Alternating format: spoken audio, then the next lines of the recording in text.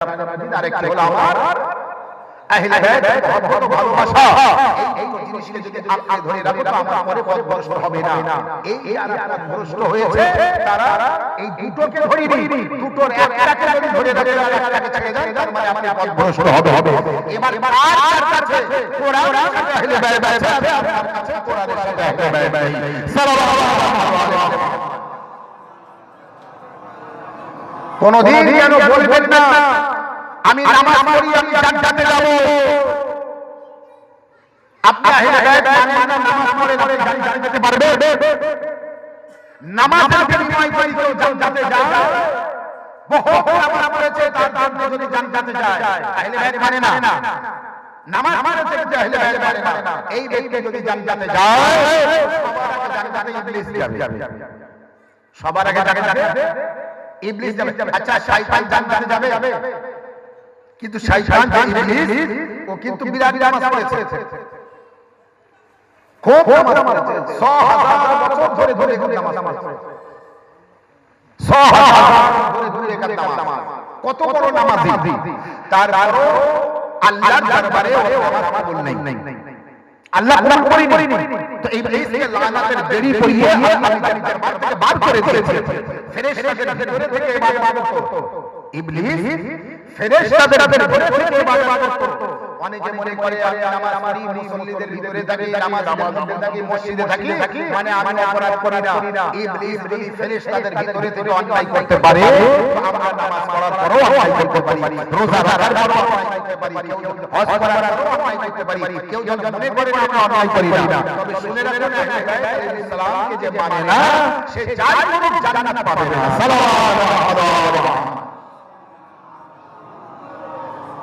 যদি আমি নবী করি তো অবশ্যই নবী করা ভালো, নবীকে মানা ভালো, আল্লাহকে মানতে হবে, নবীকে মানতে হবে, কিন্তু এই জায়গায় আপনি ফেলে যেতে পারবেন না।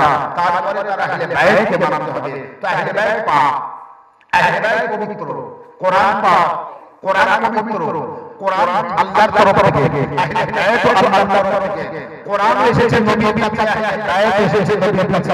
কোরআন কেউ মানতে হবে, কেউ মানতে হবে। কোরআন পাক, আহলে বাইত পাক, পবিত্র আহলে বাইত পবিত্র, কোরআন হেদায়েতকারী আহলে বাইত হেদায়েতকারী। এই কোরআন চুপ থাকে আহলে বাইত কথা বলে, কোরআন কিছু বলে না, বলে দিতে হয়, আর আহলে বাইত চুপ থাকে না, আহলে বাইত আপনাকে বলে দেয়। সাল্লাল্লাহু আলাইহি। তো বোঝা গেল আহলে বাইত আলাইহিস সালামকে মানতে হবে না। এক শ্রেণীর মানুষ আছে যারা অনেক সময় মনে করে যে আহলে বাইত মানে কি, সারা আরবের লোককে আহলে বাইত বানিয়ে দিয়েছে, কিন্তু আপনি জানেন না আহলে বাইত বানাতে গেলে আগে পবিত্রতা সার্টিফিকেট দিতে হবে। এই জন্যই তো নবী হওয়ার দাবি অনেকে করেছে, আলী হওয়ার দাবি কেউ করেনি। গোলাম আহমদ কাদিয়ানী বলেনি, দাবি করেনি। যারা নবী দাবি করেছে, নবী হওয়ার কাযযাব, এরা মিথ্যাবাদী, নবুয়তের দাবি করেছে, কিন্তু মাওলানা আলী আলাইহিস সালামের নামে কেউ আলী হওয়ার দাবি করেনি। কারণ আলী হওয়ার দাবি করলে কাবা ঘরে পয়দা হওয়া প্রমাণ দিতে হবে। একটা ইয়াসিন দৌড় করতে হতে ইয়াসিন আপনারা ইয়াসিন দৌড় করতে পারবেন। মুহাম্মদ সাল্লাল্লাহু আলাইহি আসলে একটা ইয়াসিন জায়গা গরম হয়ে যাবে, থাকতে আপনি অসুবিধা, হ্যাঁ, যেখানে বসেছিলেন সেই জায়গাটা গরম ছিল, এবার সেই জায়গায় একজন বসবে, তো আপনার গরম করে দেওয়া জায়গায় একজন বসবটা ভালো। সালাম আলাইকুম। একবার সবাই বাইরে জোরে জোরে সালাম। যে ইসলামী মজলিস, এই কারণে আমি আহলে বাইত আলাইহিস সালামকে মানার কথা বলেছি, কারণ যারা মারা গিয়েছে তারা কোথায় গিয়েছে, আর যারা মারা যাবে তারা কোথায় যাবে। আমরা যারা মারা যাব আমরা যাব কোথায়? তো একটাই টার্গেট আছে, যাওয়া হলো জান্নাত। বলবো আমি জাহান্নামে যাব, আছে কোন মানুষ? সাল্লাল্লাহু আলাইহি ওয়া সাল্লাম।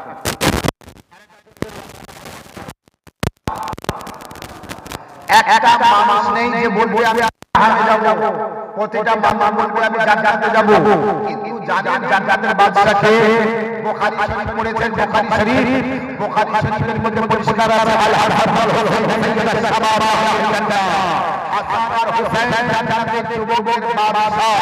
জান্নাতের বাদশাকে কারো বাবা না, কারো দাদা না, কারো বংশধর না, কারো খানদান না, কারো গোষ্ঠী না, জান্নাতের বাদশা যদি থেকে থাকে তো হযরত ইমাম হাসান ও হযরত ইমাম হুসাইন আলাইহিস সালাম। তো হাসান হুসাইন জান্নাতের বাদশা। যদি আপনি হাসান হুসাইনকে না মেনে ওই ব্যক্তিকে মানেন যে ব্যক্তি মেম্বারে বসে আছে, আর ইমাম হাসান আলাইহিস সালাম বললেন আমার বাবার মেম্বার, আমার বাবার গোলামের ছেলে গোলাম, আমার বাবার মেম্বার নাও, আই আমার বাবার গোলামের ছেলে গোলাম, আমার বাবার মেম্বার থেকে নাও। সোজা আগে গড়গড় করতে করতে যে বাবার কাছে বলল, বাপ তুমি খলিফা, তুমি লিডার, তুমি নেতা, আর অমুকের ছেলে হাসান কিনা আমার বলে আমার বাবার গোলামের ছেলে গোলাম। তো আপনি যে হাসানের বাপের গোলাম আর তার ছেলে আমি গোলাম বলেন, এটা বন্ধ করতে হবে। ইমাম হাসান আলাইহিস সালাম বলে আমার বাপের গোলামের ছেলে গোলাম। তো আপনি কি আমার ইমাম হাসানের বাপের গোলাম আর তার ছেলে আমি গোলাম? আমাকে বলে আমার বাপের মেম্বারকে নাম। তখন বাপ ছেলেকে বলছে সত্যি সত্যি ইমাম হাসান এই কথা বলেছে? বলে হ্যাঁ বলেছে। বলে ঠিক করে বল বলেছে? বলে হ্যাঁ বলেছে। আমার মেম্বার ছিলাম, আমি কিছু বাচ্চাদের নিয়ে বোঝাচ্ছিলাম, বলছিলাম আর আমার আমি মেম্বার দেবে, আর বলে আমার বাপের মেম্বার নামে মেম্বার দেবে, আমার বাবার গোলামের ছেলে গোলাম। তখন বাপ বলছে তুই আরেকবার বল, আপনারা চিন্তা করে বল সত্যি বলেছে? বলে হ্যাঁ বলেছে। বলে তাড়াতাড়ি এই কাগজটা কলম নিয়ে যা, কাগজটা কলম নিয়ে যা ইমাম হাসানের কাছে দিবি। বলে কেন? বলে দিয়ে বলবি যে কথাটা বলেছো ওই কথাটা একটু লিখে দাও। বলে বাবা কাগজ কলম দিয়ে দেবো আর লিখে দেবে তো কি করবে? বলে যদি কাগজে লিখে দেয় আর আমি মারা গেলে ওই কাগজটা আমার কাফনের ভিতরে দিয়ে দিও, ফেরেশতা কমসে কম ওইটুকু দেখে আমাকে ছেড়ে দেবে।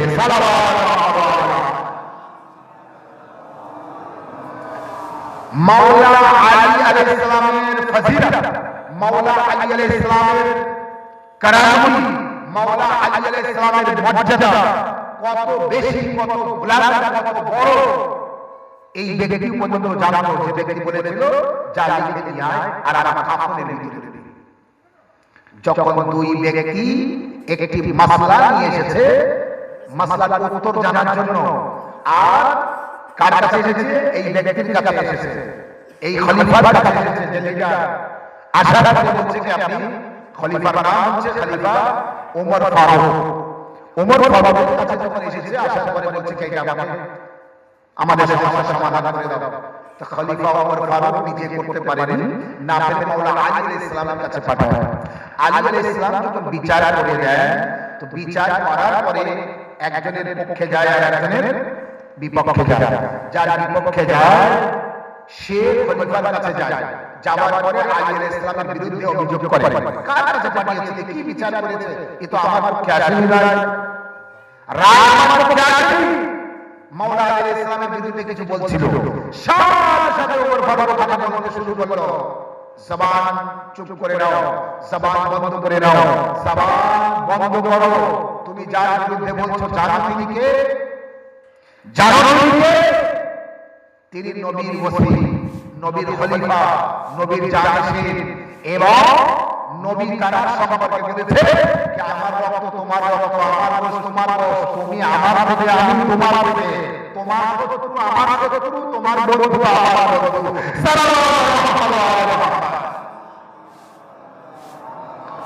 তো মাওলানা আলী আলাইহিস সালামের স্থান কত উপরে, আলী আলাইহিস সালামের স্থান কত উঁচু, কিন্তু যে ব্যক্তি না মেনে এই ব্যক্তিকে মানছে, যে ব্যক্তি আলী আলাইহিস সালামের গোলাম, তো গোলাম কখনো জান্নাত দিতে পারবে?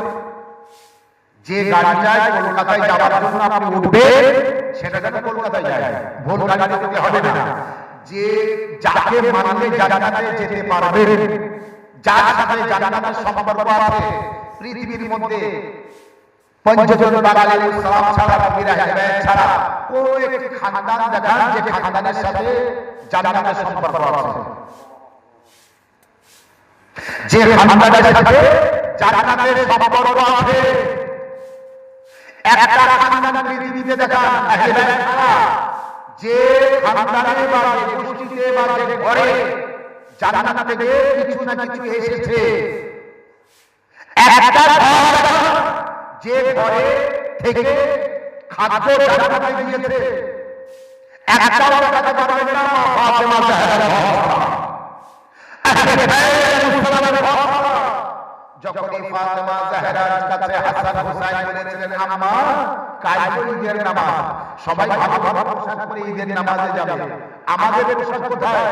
মা ফাতেমা জাহরার মুখ দিয়ে বেরিয়েছিল একটি শব্দ, কি? দর্জির কাছে আছে। কি বলেছিলেন?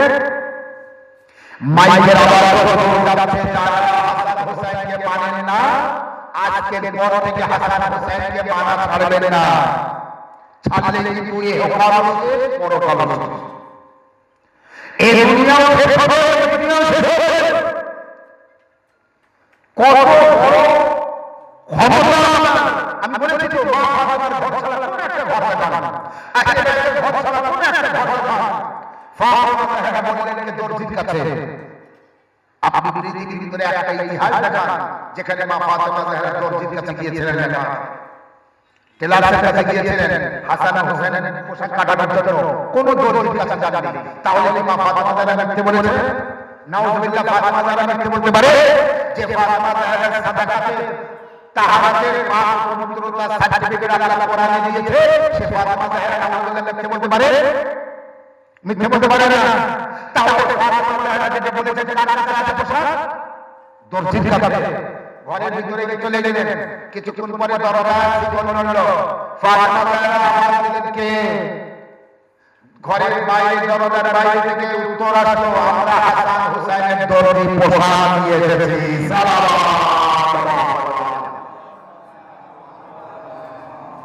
আমরা হাসান হুসাইনের দর্জি পোশাক নিয়ে এসেছি।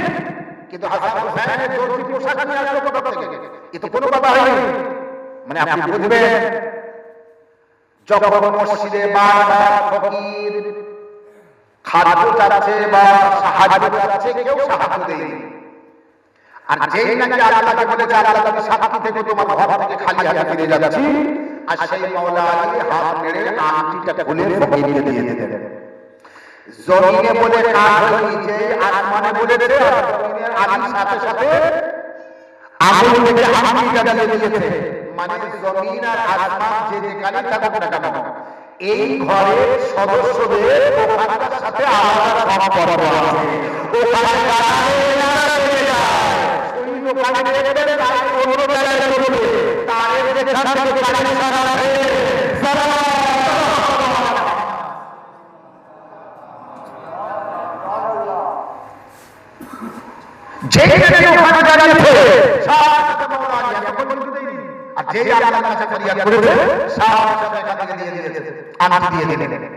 আর এই যে আরেক ব্যক্তি বলল, আয়াত যখন আলাইহিস সালামের নামে এসেছে, তো আয়াত ঘুরিয়ে আমার নামও আনা বলে 40 দিন 40টা আংটি লোক ঠিক করেছিল। আমি নামাজ পড়বো আর তুই সাহায্য চাবি, আর আমি আংটি খুলে দিয়ে দেবো, আর যেই আমি আংটি দেবো আর তারপরে আয়াত আসবে। এইভাবে একদিন নামাজ পড়ে রুকুতে যায়, মানে যেমন ভাবে আলাইহিস সালাম যা করেছে, যেভাবে সে রুকুতে যায়, আর একজন বলে আমাকে কিছু দাও সাহায্য, আরে আংটি খুলে দিয়ে দেয়, দামি দামি আংটি। আর যে আংটি চলে যায়, তারপরে রাসূলুল্লাহর কাছে গিয়ে বলে, ইয়া রাসূলুল্লাহ, কোনো আয়াত এসেছে নাকি? পরের দিন আবার নামাজ পড়ে আবার একটা দামি আংটি দিয়ে দেয়, রাসূলুল্লাহর কাছে গিয়ে বলে, হুজুর কোন আংটি, কোন আয়াত এসেছে নাকি? দ্বিতীয় দিন আবার জিজ্ঞাসা করে, আমি বলে না তো আসেনি। বলে আমার নামে কোন আয়াত আসেনি? বলে না তো। আমার সামনে কোন আয়াত আসেনি? বলে না তো। এইভাবে 40টা আংটি চলে গেল। শেষমেশ 40টা আংটি যাবার পরে, 40 দিনের মাথায় 40টা আংটি গেল। 40টা আংটি যাবার পরে রাসূলুল্লাহর কাছে গেলেন, যাবার পরে বলেন, হুজুর কোন আয়াত এসেছে নাকি? বলে না আসেনি। বলে কাল কোন আয়াত আমার সামনে আসেনি? বলে না আসেনি। আজও আসেনি? বলে না আসেনি। বলে 40টা আমার দামি আংটি বেকার চলে গেল।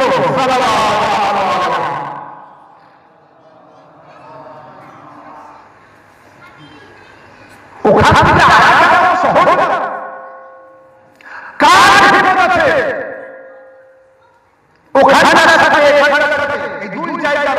সম্পর্ক রাখতে হবে। ঘরের ভিতরে মা ফাতেমা জাহরা মুখ দিয়ে বললেন ছেলেদের সাথে পোশাক কাটার কাছে দরজার কাছে। একটু পরেই দরজা বন্ধ করে ভিতরে গেলেন, এর ভিতরেই দরজার আওয়াজ হলো, শিকল হলো, প্রশ্ন করলেন, উত্তর আসলো, আমরা দর্জি। কোথাকার দর্জি? বলে হাসান হোসেনের পোশাক নিয়ে এসেছেন। কোন দোকানে জানি মাপ দিতে, কোন দোকানে জানি কাপড় কাটাতে হবে। ये দর্জি আসলো কোথা থেকে? ये দর্জি আসলো কোথা থেকে? বিভিন্ন আলেম ওলামারা বলেছেন, আল্লামা মাওদুদী রাহমাতুল্লাহ আলাইহি বলেছেন, বড় বড় ওলামারা বলেছেন, হাসান হোসেনের পোশাক নিয়ে এসেছিল, আর যারা দর্জি সেজে এসেছিল ওরা দর্জি না, ওরা ছিল জান্নাতের ফেরেশতা। যেই ফাতেমা জাহরা মুখ দিয়ে বার হয়েছে, বেটা হাসান বেটা হোসেন, তোমাদের পোশাক দর্জির কাছে আছে। এদিকে ফাতেমা জাহরা মুখ দিয়ে বার হলো, যে আরশে মুআল্লা কেঁপে উঠল। ফাতেমা জাহরা মুখ দিয়ে বার হলো, আরশে মুআল্লা কেঁপে উঠল। মহান আল্লাহ রাব্বুল আলামিন সাথে সাথে জিবরাইলকে পাঠালো, এই জিবরাইল এখনি যাও জান্নাত থেকে হাসান হোসেনের পোশাক নিয়ে আর ফাতেমা জাহরার ঘরে দরজায় যাও, যে হাসান হোসেনের পোশাক নিয়ে যেমন হাসান তেমন হাসানের পোশাক হবে, যেমন হোসেন তেমন হোসেনের পোশাক হবে, যে যে যেমন তার নামের বাড়ি হবে, পায়জামাও হবে, জামাও হবে, টুপিও হবে, বোরকাও হবে, আর সব তাই আছে। কিন্তু পোশাক নিয়ে যাও, যদি তোমাদের জিজ্ঞাসা করে কে, সেটা বলবা ফেরেশতা, বলবে দর্জি। কারণ ফাতেমার মুখ দিয়ে বাইরে দর্জির কাছে সালাম। বুঝেছেন ফাতেমা কাকে বলে? ফাতেমা জাহরা কাকে বলে? যার মুখ দিয়ে বার হয় আর আল্লাহ সেটাই তার ফাতেমা। ফাতেমা কাকে বলে? নবুয়্বত ইমামের সংযোগকারী, তার নাম ফাতেমা। ফাতেমা কাকে বলে? নবুয়্বত ইমামের হেফাজতকারী, তার নাম ফাতেমা।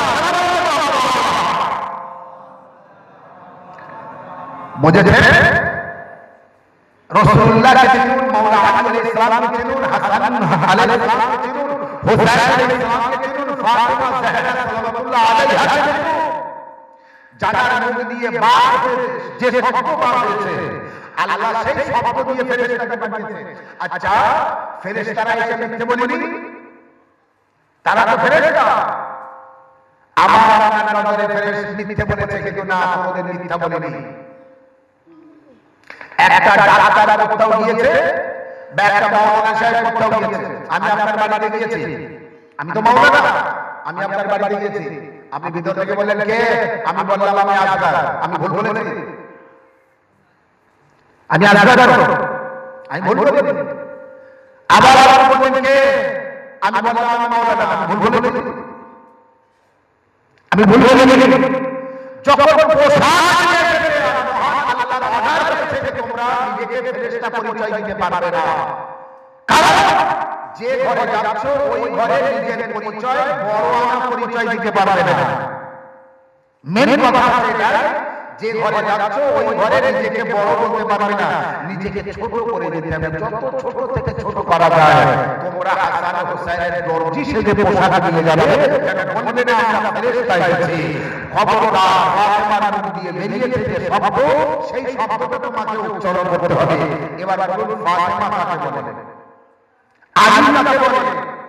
আলী আরতি দিয়েছে আগে, আয়াত এসেছে পরে। আলী আলাইহিস সালাম নবীর বিছানায় শুয়েছে আগে, আয়াত এসেছে পরে। আলী আলাইহিস সালাম ঘোড়া নিচে সাওয়ার হয়েছে আগে, আয়াত এসেছে পরে। আলী আলাইহিস সালাম যখনই যা করেছে আয়াত এসেছে। ফাতেমা যা করেছে আয়াত এসেছে। হাসান হোসেন যা করেছে আয়াত এসেছে। পরপর 3 দিন রোজা রেখেছে, তার বিনিময়ে সূরা জাহর নাযিল করেনি। সাল্লাল্লাহু আলাইহি এক কথায় কোরআন পাঠ করবে তো পুরো আহলে বাইতের ফজিলত পাবে। কোরআনের মধ্যে যা আছে আহলে বাইতের বিবরণ আছে, কিন্তু আমার আপনার চোখে আসবে না। চোখে আসবে কোরআন বোঝার জন্য আহলে বাইত আছে, যদি আহলে বাইতের কাছ থেকে শিক্ষা নেই, যে আহলে বাইত ছেড়ে কোরআন বুঝিয়েছে, সে কোনোদিন কোরআন বুঝতে পারবে না। কারণ মাস্টারবিহীন বই পড়া, বই বোঝা বসে আপনার মেয়ে কি আপনার ছেলে ক্লাসে উঠেছে, তো আপনি মাস্টার খোঁজবেন না? কেন মাস্টার খোঁজেন না? ওই বইটা আপনার ছেলে একা একা পড়ুক, আপনার মেয়ে একা একা পড়ুক না, সব কিছু বুঝতে পারবে না, বোঝার জন্য মাস্টার দরকার। বইয়ের মধ্যে তো সব আছে, বুঝতে বই কথা বলে না, কোরআন কথা বলে, কোরআন কথা বলে না। কোরআনের মধ্যে কি আছে বলিয়ে দিতে হবে, বলার জন্য আহলে বাইত আলাইহিস সালাম আছে। যখন আহলে বাইতের কাছে জিজ্ঞাসা করবেন, শুনুন কোরআনে আছে না আলাইহিস সালাম নামাজ কায়েম করো, আছে না? নামাজ কিভাবে কায়েম করবে? হাত ছেড়ে দিয়ে না হাত দেবে, দাঁড়িয়ে না বসে, মাগরিবের কত রাকাত, ইশার কত রাকাত, ফজরের কত রাকাত, জোহরের কত রাকাত, কোরআনের মধ্যে দেখানো পাবে না। তাহলে এটা দেখিয়ে দেবে কে? রাসূলুল্লাহ। রাসূলুল্লাহ 1400 বছর আগে চলে গিয়েছে, তাহলে দেখাবে কে?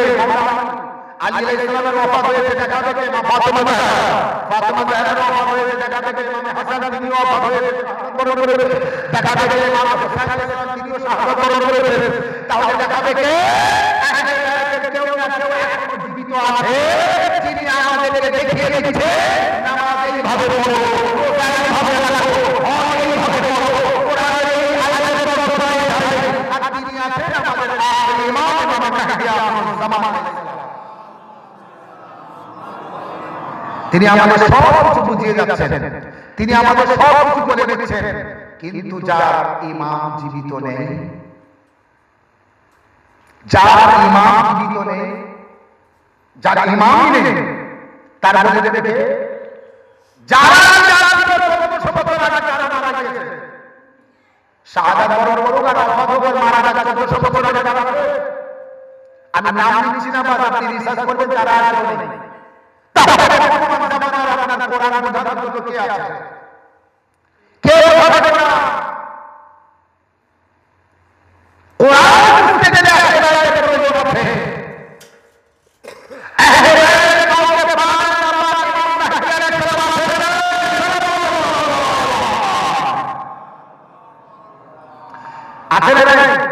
আছে তো তিনি আমাদের বলে দিচ্ছে, তিনি আমার সাথে না আসতে পারলো, আমাদের যারা মুস্তাহিদ আছে, ইমাম আছে, তাদের দ্বারা বলে দিচ্ছে আমাদের প্রদত্ত মাসলা শরিয়াত এসে যাচ্ছে, তাহলে আমি নামাজ ভুল করছি না, আমি রোজা ভুল করছি না, এবারও আমার শেষ জায়গায় আছি, তাহলে জান্নাতে যাবার টার্গেটে আমরা এসব করছি। তো জান্নাত দেবে কে?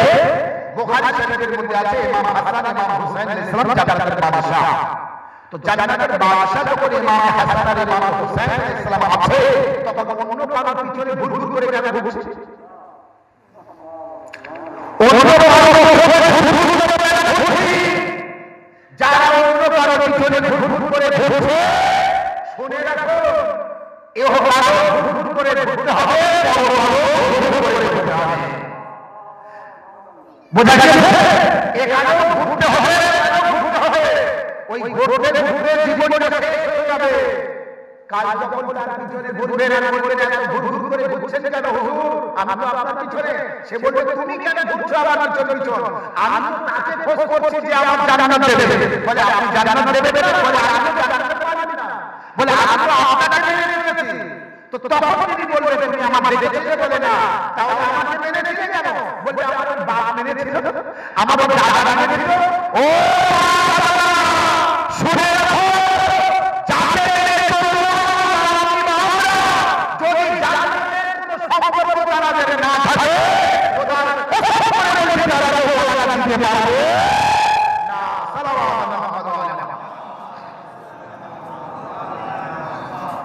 কারণ জান্নাত দিতে পারবে শুধুমাত্র নবী ও আলেম। 14 মাসুদ সালামকে আপনি সেইভাবে মানুন, 14 মাসুদ সালামকে মানার ভিতরে যদি ত্রুটি থাকে তো জান্নাত পাবেন না। আপনি যতদিন নামাজ পড়তে পারেন, নামাজ তো কবুল হবে না। এই জন্য কবুল হবে না। আপনি ওই দোকান থেকে একটা নামাজের পয়সা নিয়ে এসেছেন, কিনে টাকা না দিয়ে কিনে এনেছেন, তাতেই নামাজ পড়ছেন, পড়তে দিন। দোকানদার বলে টাকা, আপনি বলছেন কোথায় তো টাকা?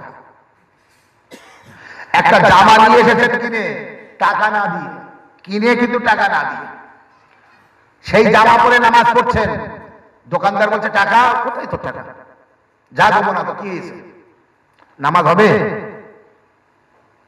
ওই জামা পরে নামাজ হবে, ওই নামাজের পার্টিতে নামাজ হবে, গসবি জায়গায় ইবাদত হবে না, নামাজ হবে না।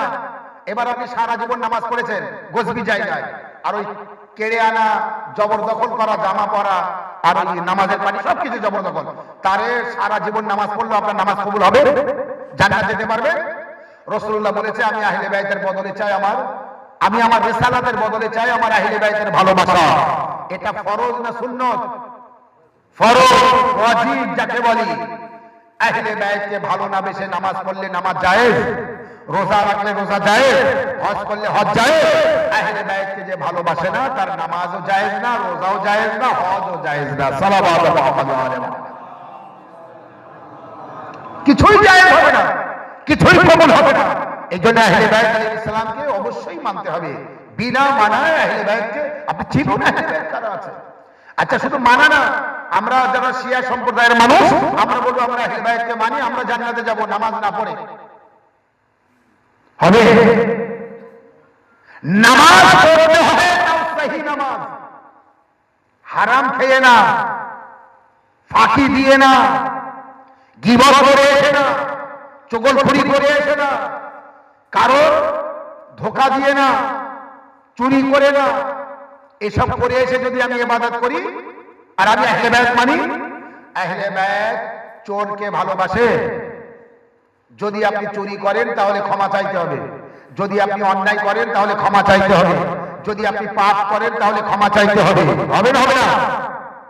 মাওলা আলী আলাইহিস সালামের একজন মাননেওয়ালা আলী আলাইহিস সালামের কাছে এসেছে, আসার পরে বলছে, মাওলা আমি চুরি করেছি। কি করেছি? আমি চুরি করেছি। তো মাওলা বললেন, তাহলে তুমি জানো চুরির সাজা কি? বলে, হ্যাঁ জানি। বলে, কি বলো তো? বলে, হাত কাটা। বলে, তাহলে তোমার হাত কেটে নেবো। আলী আলাইহিস সালামের ভক্ত, আলী আলাইহিস সালাম নিজের ভক্তকে বলছে, তুমি চুরি করেছো, তোমার হাত কাটবো। হাত মানে আঙুলের এখান থেকে, যাতে নামাজ হয়, হাতে তালু থাকবে।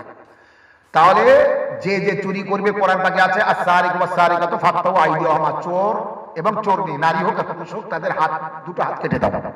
তাহলে যে চুরি করবে, কলা চুরি করুক আর যাই চুরি করুক, হাত বলো কাটা পড়বে। আর ফুল চুরি করুক, কি বলে? হ্যাঁ, চুরি চুরি, ঠিক আছে, চুরি চুরি আপনি বলে নেন, অসুবিধা নেই, কিন্তু চুরি করতে পারবেন না। আর যদি চুরি করেন আর হাত কেউ এখানে না কাটে, তাহলে তোলা থাকলো। মাওলা আলী আলাইহিস সালামের ভক্ত এসে আলী আলাইহিস সালামকে বলছে, আমি চুরি করেছি। তো আলী আলাইহিস সালাম বলে, তোমার হাত কাটা হবে। বলে, হ্যাঁ আমি রাজি আছি। তো বলে, ঠিক আছে, কালকে এসো। সাথে সাথে ওই দিন হাত কাটেনি, বলেন কালকে এসো। পরের দিন সে ব্যক্তি আবার এসে গিয়েছে মাওলা আলী আলাইহিস সালামের কাছে যে আমার হাত কাটুন। বলুন, এই ঘটনা আমাদের ঘটলে আর যদি বলতো যে কালকে এসো, আমরা ওই রাত্রে আর বাড়ি থাকতাম? এলাকায় থাকতাম? ওই দিন আর কোথায় চলে যেতাম? সোজা তামিল। আর কোথায় কোথায় চলে যাবো, খুঁজেই পাবে না মানুষ, আমার হাত কেটে দেবে। কিন্তু মাওলা আলী আলাইহিস সালামের ভক্ত দেখুন, হাত সাথে সাথে বললেন, সমস্ত মানুষদের কাম্বার, সমস্ত মানুষদের খবর দাও। খবর দেওয়া হলো সবার সামনে, নিজের গোলামের, নিজের মান্যওয়ালা, একদম এক নাম্বার ভক্ত, সেই ভক্তর হাত কেটে দিল। দেখেছে আলী আলাইহিস সালামের ফয়সালা দেখুন। আর এখনকার জামানার লিডারদের বিচার দেখুন। এখনকার জামানার লিডারের মানুষ যা অন্যায় করবেন সব মাপ। মাপ না? কি করেছে আমার ছেলে? এই করে, আচ্ছা ঠিক আছে, আমি দেখছি, তোর বাজা দুজনের মান সম্মান, কোনো বিচার নেই, কোনো বিচার নেই। মাওলা আলী আলাইহিস সালাম নিজের ভক্তকেও ছাড়েননি, তার হাত কেটেছেন। ইয়ে वो আলী যার ফয়সালা কঠিন ফয়সালা। কাটা হাত দুটো, আঙুলগুলো হাতের তালুতে করে নিয়ে বাড়িতে যাচ্ছে মাওলা আলী আলাইহিস সালামের গুণগান গাইতে গাইতে, ফজিলাত বয়ান করতে করতে। আল্লাহু আকবার। আমার মাওলা আদালতে এক নম্বর, আমার মাওলার বিচার সাংঘাতিক বিচার, আমার মাওলার বিচার খুব সহি বিচার, সঠিক বিচার, আমার মাওলার মতো ভালো মানুষ কেউ নেই।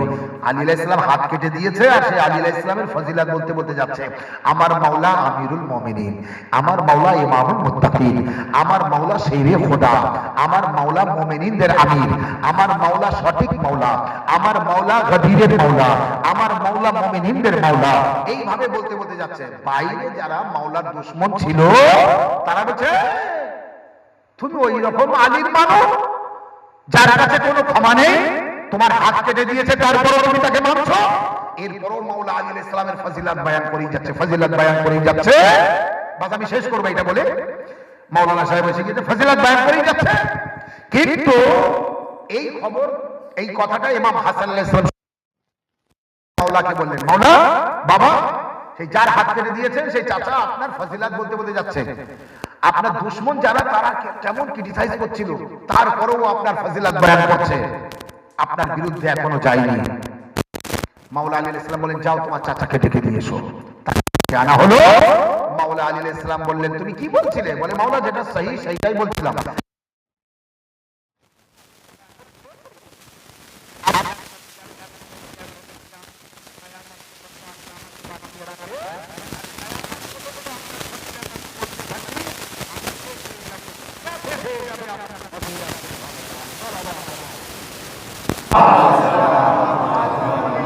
মাওলা আলী আলাইহিস সালাম বললেন, তোমার কাটা আঙুলগুলি, যে আঙুল যেখানকার সেই আঙুল সেখানে রাখো। যেখানকার যে আঙুল যেভাবে কেটে দিয়েছে সেই আঙুলগুলি সেইভাবে সেখানে রেখে তার উপরে একটি কাপড় ঢেকে দিলেন। আলী আলাইহিস সালাম তার উপরে একটি কাপড় দিয়ে দিলেন।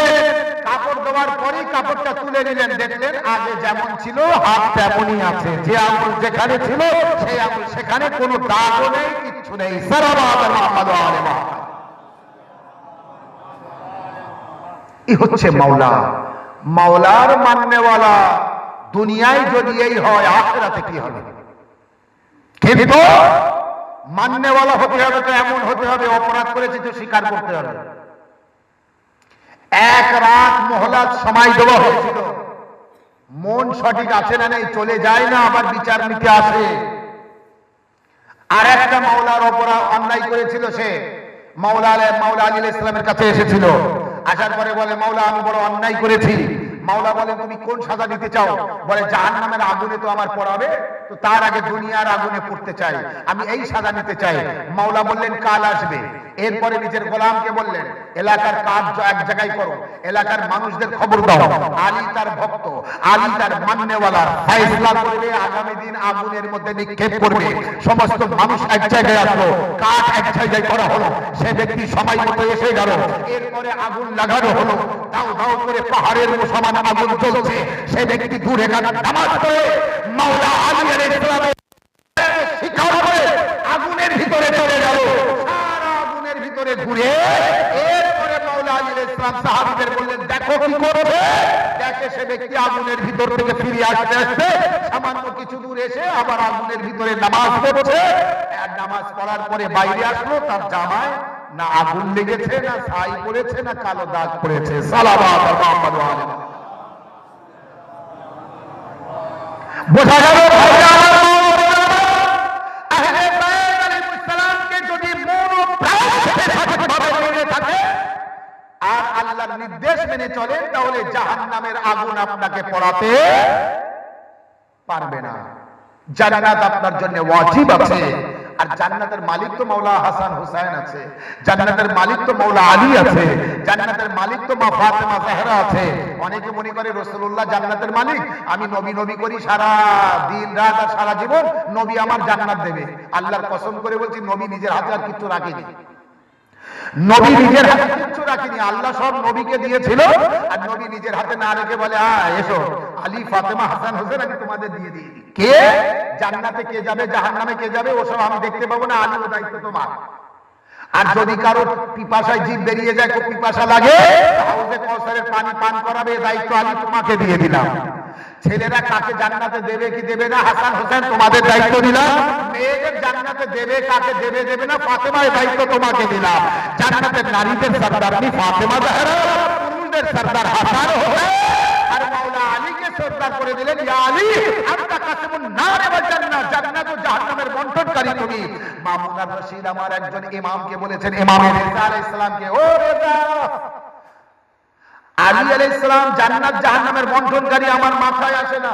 একা আলী হাসরের ময়দানে সারা পৃথিবীর লোকদের কিভাবে খুঁটে খুঁটে জান্নাতে দেবে আর জাহান্নামে দেবে? কে জাহান্নামী তার আমল ওজন করে খুঁটে বেচে তারপরে জান্নাত। এই যেমন আমরা ফসল যারা এই ভালো মন্দ ফসল খুঁটে বাঁচতে সময় লাগে না, লাগে না? হাসরের ময়দানে অতটা লোকের জান্নাতে মানে মুমিনদের খুঁটে খুঁটে জান্নাতে দেওয়া, আর যারা কাফির মুমিন না তাদের খুঁটে খুঁটে জাহান্নামে দেওয়া সময় লাগবে না, লাগবে না? সময় তো কেমন সময়, কোটি কোটি মানুষ এক ব্যক্তি পারে। তাই বলছে ইমামে রেজা আলাইহিস সালামকে আমার মাথায় আসে না কিভাবে একটা ব্যক্তি এতটা মানুষকে খুঁজে বেছে জান্নাতে দেবে আর জাহান্নামে দেবে।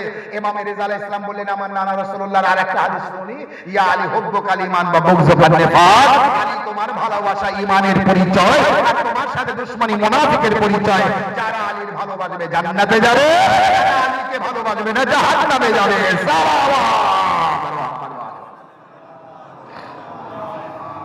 বাস আর আমি ফাজাইলে এগিয়ে যাব না, বাস মুসাহিবের এক দু টুকরো কিছু আলোচনা করে মুসাহিব পড়ে আমি মাওলানা সাহেব ছোট্ট মুসাহিব পড়বো, যেহেতু মাওলানা সাহেব এসে গিয়েছেন আর মজলিস মাওলানা সাহেব পড়বেন, মূল্যবান বক্তব্য তার মুখ থেকে আপনারা শুনবেন। এই জন্যে আল্লাহ আপনার তৌফিক দিক, ভালো রাখুক, সুস্থ রাখুক, সাদ রাখুক। খুব ভালো জায়গা, ভালো বিষয় মৃত ব্যক্তিদের স্মরণ করা। এইভাবে স্মরণ করতে হয়। মৃত ব্যক্তিরা খুব কষ্টে থাকে, খুব কষ্টে থাকে। যদি নাকি তার জীবনে একদিনের কাজা নামাজ কাজা না করে, রোজা কাজা না করে, কোনো অন্যায় না করে, তাহলে সে কষ্টে নেই মনে করো। তারপরও প্রচুর নামাজি পরেজগার, জীবনে কোনো নামাজ কাজা করেনি, রোজা কাজা করেনি, তারপরে ইতিহাসে পাওয়া যায় কোনো না কোনো জীবনের একটা ত্রুটির কারণে তার আযাব হচ্ছে। একটা ত্রুটির কারণে খুব সমস্যা, খুব সমস্যা। এই জন্য একটা কাজী সাহেব বিচারক, তার জীবনে কোনোদিন ভুল করেনি, ভুল বিচার করেনি, আর নামাজ রোজা কোনো কাজা নেই, তারপরেও তার মৃত্যুর আগে তার স্ত্রী ভয় পাচ্ছিল। তুই ভয় করছো কেন? আমি তো জীবনে অন্যায় করিনি। আর সত্যি অন্যায় করিনি, বলে আমি জীবনে অন্যায় করিনি, তা ভয় পাচ্ছ কেন? মারা যাবো তো কি হয়েছে? তো বলে না, তাই ভয় লাগছে, চিন্তা হচ্ছে তোমার জন্য। কিন্তু যখন মারা গেল তখন তার শেষ সময় স্ত্রীকে বলে, এসো তোমার স্বামীর মুখটা দেখে নাও। আর মুখটা দেখতে যেয়ে চমকে উঠল। এরপর দাফন কাফন করার পরে রাত্রে স্বপ্ন, স্বামী এসেছে স্ত্রীর স্বপ্নে, স্ত্রী দেখছে। স্বামী বলছে, আচ্ছা তুমি আমার ওই মুখ দেখতে এসে তুমি চমকে উঠেছিলে কেন, এরকম করছিলে কেন, মুখটুক ঢেকে দিচ্ছিলে কেন? মানে ঘৃণা ঘৃণা ভাব। বলে আমি যে তোমার নাকের ভিতরে একটা পোকা দেখছিলাম। তুমি ভালো মানুষ, মারা গিয়ে তোমার নাকের ভিতরে পোকা কেন? বলে তুমি তখন দেখেছো, আল্লাহ তখন দিয়েছে, সে পোকা এখনো আছে, আমার নাক কুড়িয়ে কুড়িয়ে খাচ্ছে, আমার খুব কষ্ট হচ্ছে। বলে তুমি তো জীবনে অন্যায় করোনি, তাহলে এটা কেন? তো বলে এই জন্যে ওই একদিন স্ত্রীকে বলছে, একদিন তোমার ভাই আর আরেকজন আর একটা ঝামেলা হয়েছিল না, আমার কাছে বিচার এসেছিল। বলে হ্যাঁ হ্যাঁ। বলে ওই দিন আমার মনে মনে হয়েছিল যে আমার শালার যেন জিত হয়।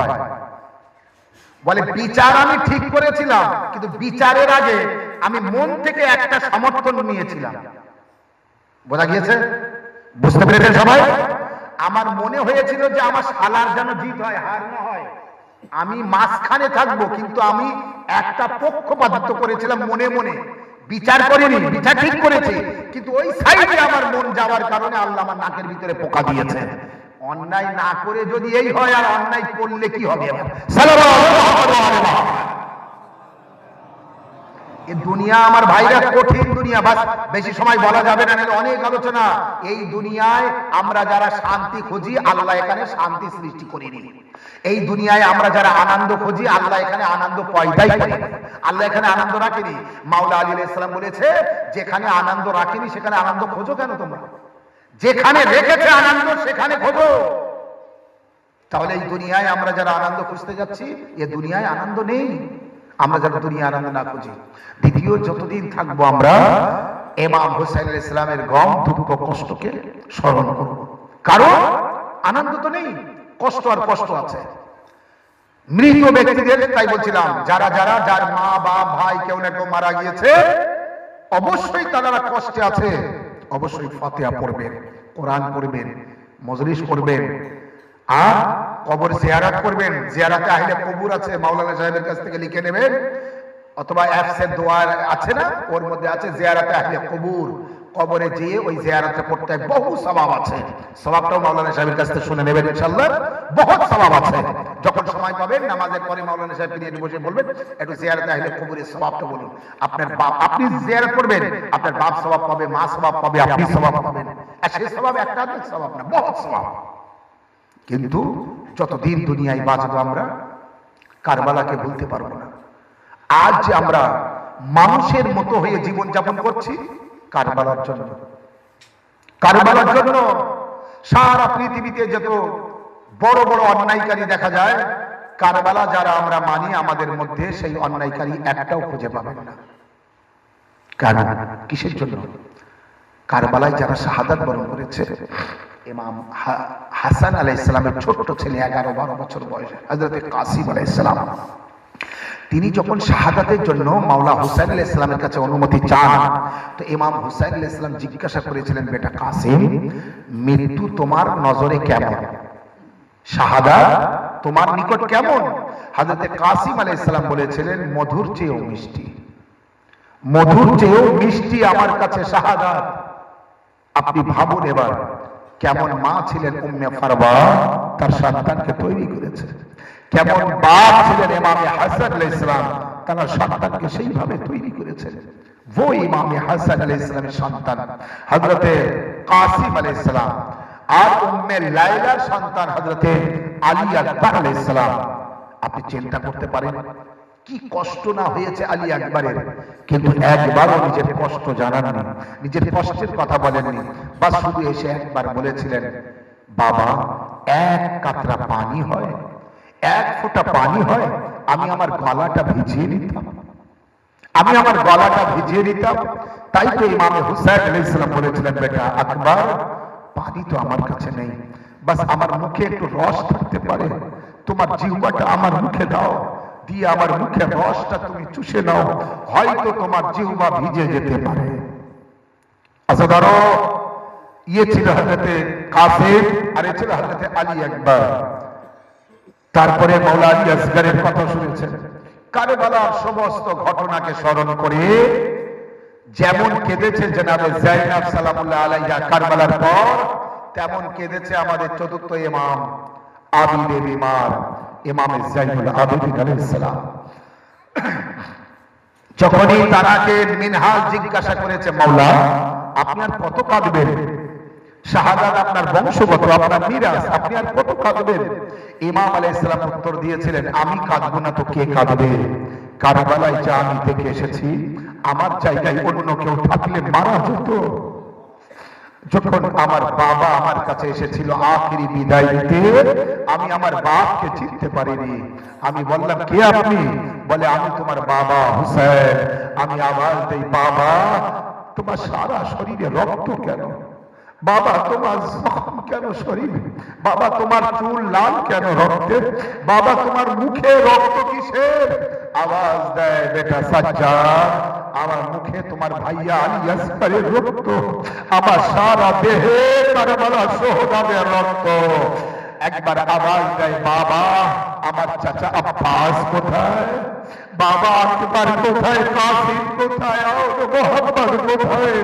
একবার আওয়াজ দেয়, বেটা সাজ্জাদ, তুমি আর আমি ছাড়া কেউ বেঁচে নেই।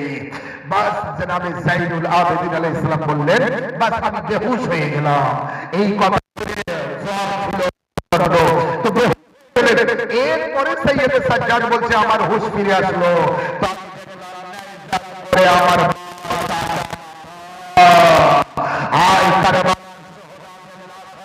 ঘোড়া চালাচ্ছে জালিমরা, লাশগুলিকে পাহাড় করে দিচ্ছে জালিম। এই কাফেলাকে দিয়ে যখন ইবনে জিয়াদের দরবারে নিয়ে যায়, একটি জায়গায় যাওয়ার পরে সৈয়দে সাজ্জাদকে একবার যায়না বলে গেছে, আমি পরপুরুষদের ভিতর দিয়ে যাব না, খালি মাথায় আমি যেতে পারবো না, আমাকে অন্য দিক দিয়ে দিয়ে যাওয়া হোক। জনাবে যায়েনবের এই কথা শুনে আবিদে বিমার শিবরে মালুনকে বলে, শিব আমার ফুপিকে অন্য রাস্তা দিয়ে নিয়ে চলো, এই রাস্তা দিয়ে আমার ফুপি যাবে না। সিমরে মালো চাবুক নিয়ে জাইনুল আবেদিনের পিঠে মারে, মুখে মারে, চারিদিকে সারা শরীরে মারতে থাকে। হাত বাঁধা ছিল জাইনুল আবেদিন আলাইহিস সালামের,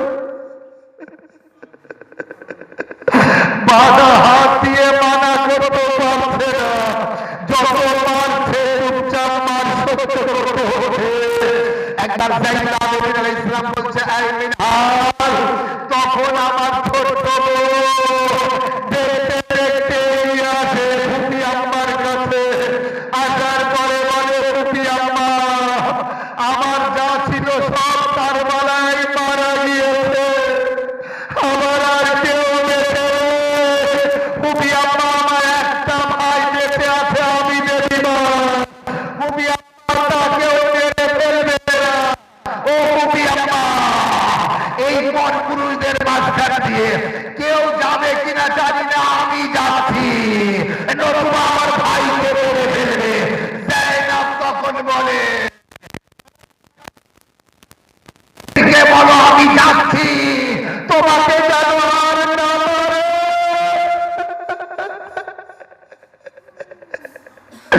জাইনুল আবেদিন আলাইহিস সালাম বলছেন মিনহাল, মিনহাল।